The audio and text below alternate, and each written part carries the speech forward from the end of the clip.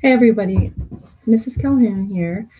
Today we're going to practice more painting on Photoshop using more of the oil brushes and again writing our notes of what we've done. So the first thing that you'll want to do is open a new file and go over to, let's just make it, you can make it a square one. 10 by 10 is great, 300 resolution.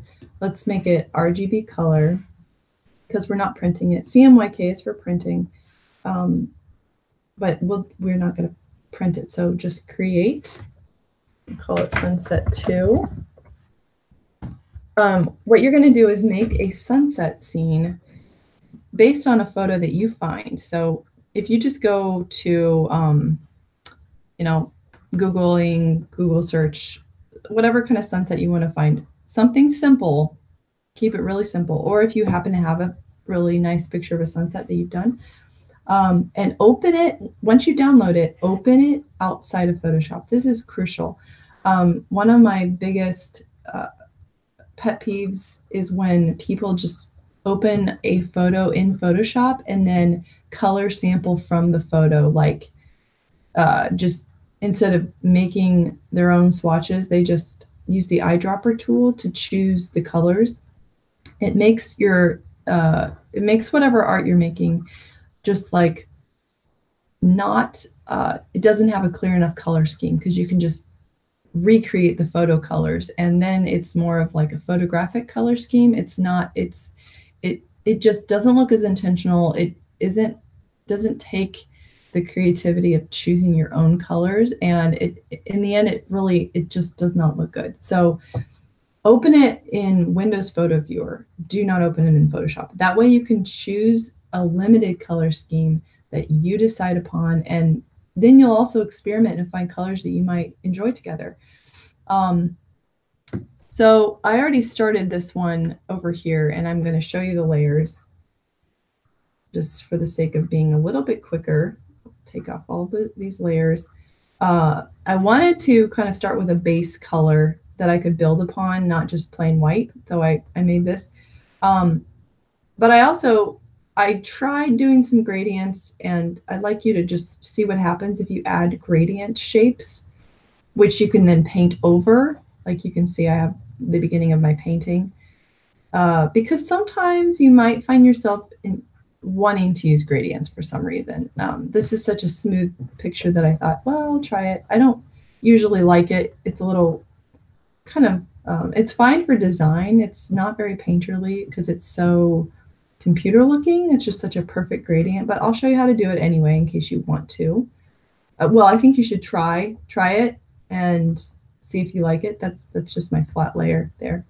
So the way that I do that is up at this rectangle selection tool.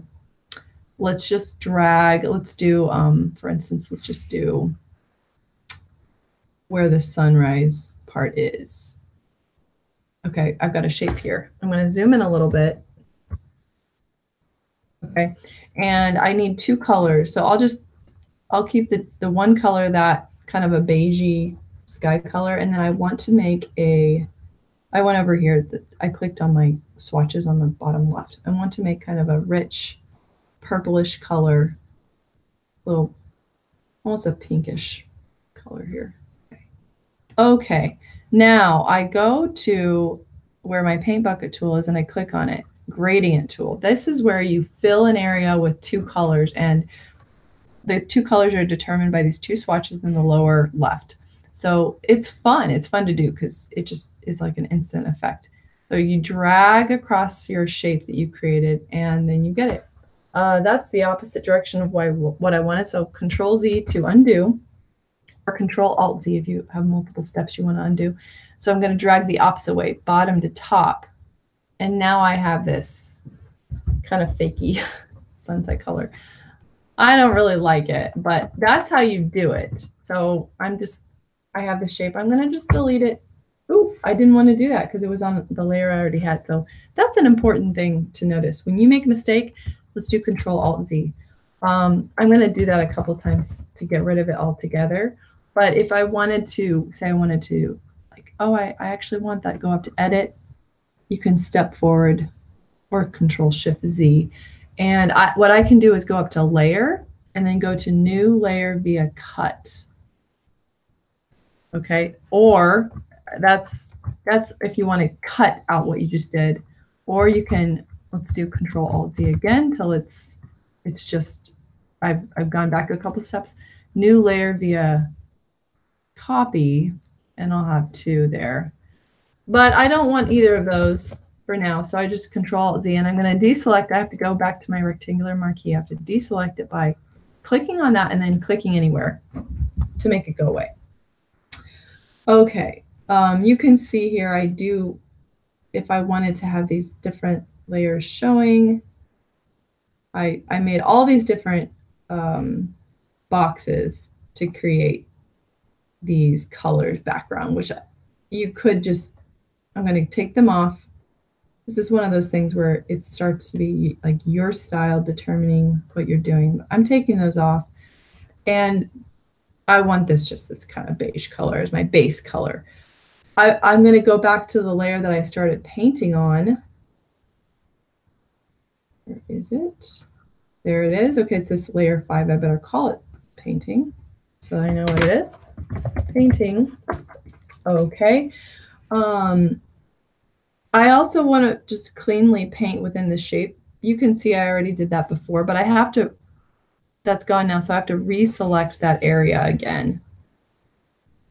Here we go. I want to make sure I can move it with my arrow keys so that it's in exactly the place I want it to be. All right, there it is. Now I'm going back to my brush tool, and this is fun doing oil brushes here. If you go down on this right side and you go and you look for, see, it's under wet media brushes. Play with these different brushes. The ones that I want us to focus on, though, are these ones, the Real Oils, the Wet Blender, the Real Oils Round Flex, and then if you want, you can try the Impressionist Blender. It's kind of a choppy one.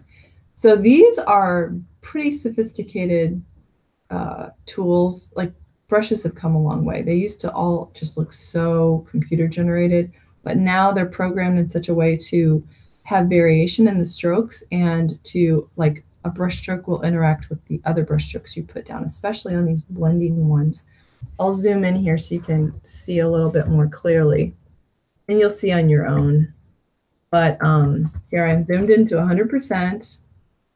You can see these brush strokes, and I don't really want this bright pink one, so I have my swatches already made up here at the top that I like. And I'm going to click on my Real Oils 1. This is the size that I like. Getting some color complexity. You notice it's kind of a rose color, but when I put it down, it doesn't really look like that because it's mixing with the brush strokes I already put down there. So brush painting on Photoshop's just like painting, in many ways painting like in real life. The size of your brush matters. The direction and angle of your stroke matters. So because I want the waves to look small farther away, I'm doing them smaller up here. I want them really big down here, so I'm doing them much larger. So I'm changing the size here. Make a bigger brush size, and I'm going to go to the previous color I created, this kind of a dark. And the more I layer it, the more I'm going to see it. I can change all these things up here. I'm going up to pressure, changing the pressure, so when that's going to give a more natural look, like when you press a brush, you press down, you'll see the brush stroke more. Getting some really nice, I want a consistent brush stroke look. And I'm not worrying about trying to make it just like the picture because I want it to feel more painterly. So I'll zoom out a little bit so I can see what I'm doing, going up.